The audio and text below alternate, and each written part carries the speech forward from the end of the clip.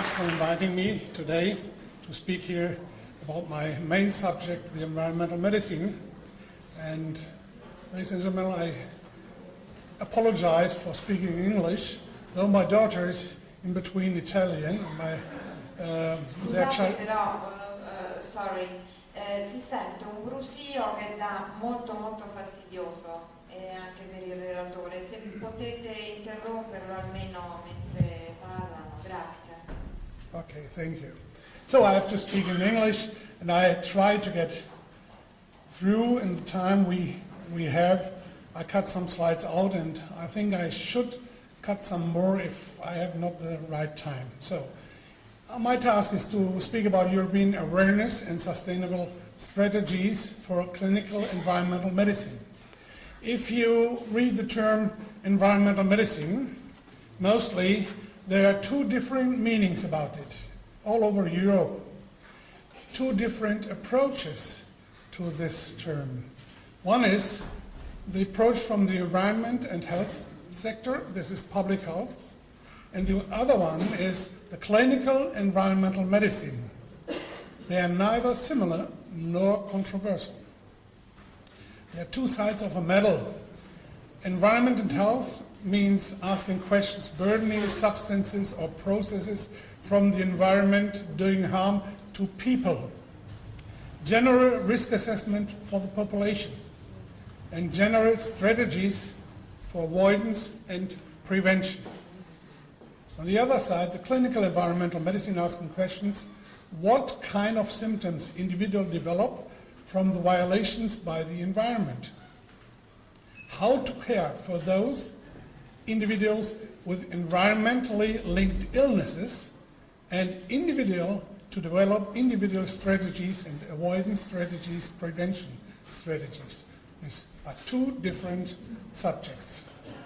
Environmental health is done by toxicology, hygiene, occupational medicine, public health, and epidemiology. But they are not going with practical things. They are only theoretical, no clinical faculties. They react in their own structure, only in their own structure, with their own rules, based on toxicological values.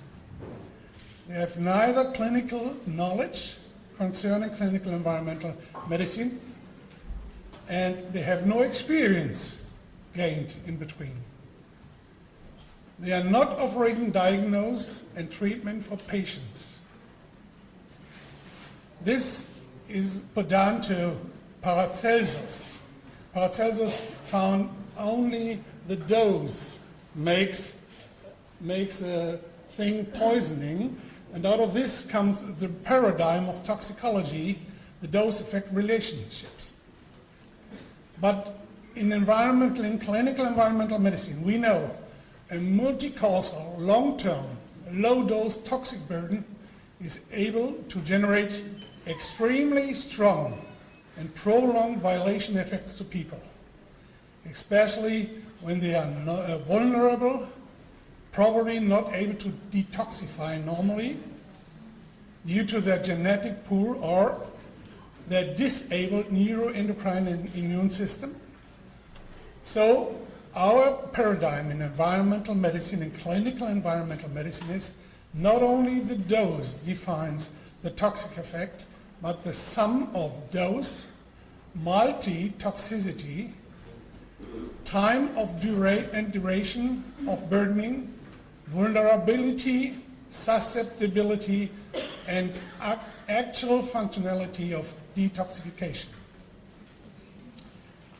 Why do we have environmentally linked illness nearly no awareness from the scientific mainstream? Environmentally linked illnesses are very complex and they don't follow the linear causal way.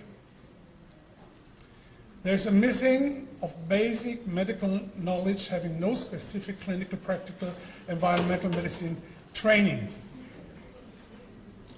Therefore, fixing on psychiatric and psychosomatic diagnosis too fast and too early. Environmental medicine is no specific target of sponsored and by that probably influenced research. And missing willingness by the researching scientists to cooperate with physicians daily working in clinical, practical, environmental medicine. And those doctors in their offices are not able to run scientific work, to do research. They have no time and no money for this. So there must be an entente with both. We see that our current risk assessment is unsatisfactory due to insisting on the dose-effect relationships, missing assessment of accumulation, long-time, low-dose effects, not being aware of multiple load with additive and multiplying effects, not being aware of epigenetical and genetical effects, disregarding the neuroendocrine immune system, individual susceptibility and vulnerability. The consequences: we get the information about hazardous effects too late, mostly end of the pipe, after long-term and heavy injuries, contaminating a high amount of people, setting irreversible health damages, passing the point of no return to get rid of persistent contamination to people. This end of the pipe mentality for long life burdening has a lot of examples. I put out some of the last 30 years with asbestos. You know, this tobacco smoke.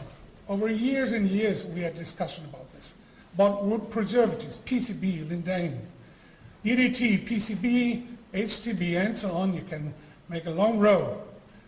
We still fight against formaldehyde in our living rooms. We still fight against dental amalgam. We're just working in Europe on softeners in medical products, for instance, in bottles, and of course in children's toys. Children is a population very vulnerable. They have a lot of vulnerable windows in pregnancy, during perinatal phase, and I think Ernesto Bojo will tell afterwards what children have the problem with. And after birth, even too, a lot of pollution, indoor, outdoor, and nutrition. These are only examples. Our chronic immune activation is an important trigger of chronic inflammation, and this chronic inflammation we deal with mostly. The genetic and predisposition, gene and enzyme damage by toxicology, environmental burden, and shortage of vitamins and trace minerals, micronutrients, have a reduction function on immune cells. They make it ineffective immune reaction by going on, persistent chronic infections, disturbed immune tolerance, chronic immune activation, reduced cellular resistance. This is a circle running and running around and around. And it's triggered by a lot of things. It's triggered by bacteria, molds, particles. This could be 1 week lecture about particles. Xenobiotic gases, sensitization by acrylates, and other T-cell activation. A lot of allopathic materials we put into people by surgery. The environmental medicine, the clinical environmental medicine, looks normally always on 4 different kinds of stressors. And this is the most important thing. We have to diminish them. One thing is the physical stressor, electromagnetic fields, noise, radiation, heat and coldness, excessive sport, for instance. The other one is chemical toxicology. This is disinfectants, preservatives, wherever you want, pesticides, fungicides, biocides, mycotoxins. There are biological stressors, bacteria, virus, parasites, Borrelia. It's a main important thing in Germany. Molds again. Molds have a biological stressor and a toxic stressor as well. So you don't have to think it's only the allergy which bothering the people. The mycotoxins are very, very important to detectify and to put our research on. And there are, of course, psychological and mental stressors in the same way.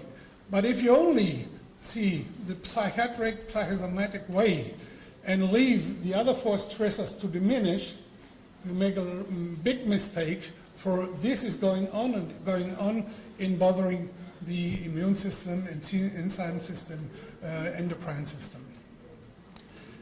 Our demographic development of the population will lead to excessive increase of the age parameter. Growing old happens on price of increasing chronic illnesses. We are very good in acute medicine, but we don't manage these chronic illnesses.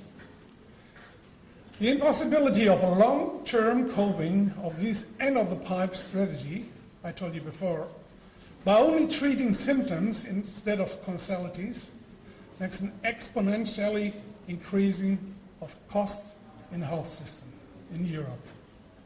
This will